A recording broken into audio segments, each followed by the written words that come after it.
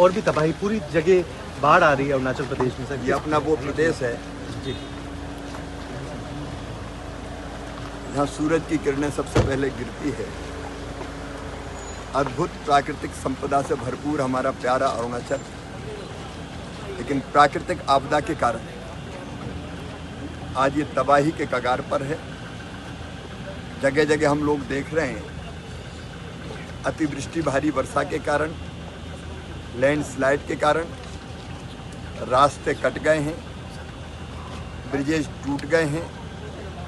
और अभी जैसा हम अपने भाई बहनों से बात कर रहे थे, घर में भी मकान टूट गए, उनमें मलबा भरा हुआ है, सड़कें टूट गई हैं, घर में रखा सारा सामान बर्बाद हो गया है। यहाँ तक कि जो क्रॉप्स थी, फसल थी, अभी बता रहे थे संतरा, केला, धान, वो फसल भी पूरी तरह से तबाह और बर्बाद हो गई है। किरण जी और मैं मुख्यमंत्री जी के साथ हम लोग प्रधानमंत्री जी के निर्देश पर दिल्ली से आए हैं। हम अपनी जनता जनार्दन से, भाई बहनों से बात भी कर रहे हैं। नुकसान बहुत भयानक हुआ है, ज़बरदस्त हुआ है।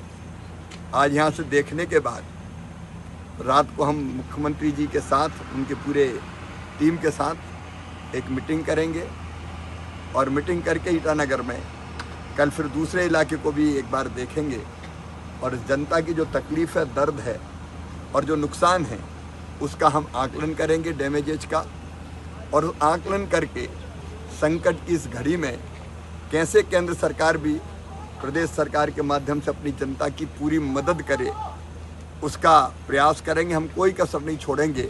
संकट बड़ा है, परेशानी बड़ी है, लेकिन जनता को इस संकट के पार निकाल के प्रधानमंत्री जी के नेतृत्व में और यहाँ मुख्यमंत्री जी के नेतृत्व में हम पार निकाल के ले जाएंगे।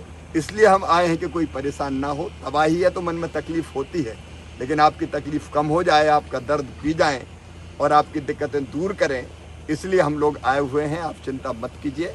अभी घर जाके बैठ के भी आपसे बात करेंगे और बाद में भारत सरकार भी और हमारे खांडू जी के नेतृत्व में प्रदेश की सरकार भी पूरी मदद करेगी और फिर वैसी की वैसी स्थिति बन जाए, इसकी हम कोशिश करेंगे। एक तो व्यक्तिगत सहायता है, लेकिन दूसरे जो डैमेजेज हुए हैं, हाईवेज टूट गए हैं, इनको ठीक करने में थोड़ा समय लगेगा, लेकिन वो भी तेज़ी से किया जाएगा। इंफ्रा का बहुत नुकसान हुआ है। भगवान का ये शुक्र है कि जान उतनी नहीं गई है, वो बचाने में सफल हुए हैं, लेकिन बाकी जो नुकसान है कैसे उसकी भरपाई हो, उसकी कोशिश करें। अच्छा, एग्रीकल्चर मंत्रालय से भी मदद दी जाएगी सर यहाँ पे? बिल्कुल, एग्रीकल्चर मंत्रालय, मिनिस्ट्री से भी मदद होगी। फिर देखिए, हमारे NDRF के फंड्स है, जिसके अंतर्गत केंद्र सरकार, राज्य सरकार की मदद करती है, इंफ्रा को बनाने के लिए भी मदद करती है। अगर मनुष्य की ज़िंदगी चली गई हो तो उसमें भी 4 लाख रुपया देते हैं। अगर पशुओं का नुकसान हुआ तो 37,000 रुपये तक उसमें भी उसका मुआवजा देते हैं। छोटे पशु जैसे बकरी, गोट, ये अगर होती है तो 4,000 रुपया तक देते हैं। यहाँ तक के मुर्गा मुर्गी भी अगर कोई बता रहे थे गए तो 100 रुपया उसमें भी देते हैं। तो जिस तरह का नुकसान हुआ है उसकी भरपाई करेंगे। मकान अगर कच्चे हैं, टूटे हैं, तो अभी उनको सहायता के लिए राशि दी जाएगी। पक्के मकान अगर टूटे तो उनको भी सहायता के लिए राशि दी जाएगी। ग्रामीण विकास विभाग भी करेगा, आपके एग्रीकल्चर भी करेगा और NDRF, जिसकी अध्यक्षता HM करते हैं हमारे गृह मंत्री जी, उनकी अध्यक्षता में एक कमेटी होती है, वो भी यहाँ के प्रपोजल्स जब जाएंगे उस पर विचार करके वहाँ से भी सहायता की जाए। सर, इस आपदा के समय में चीन की भी अतिक्रमण भारत के अंदर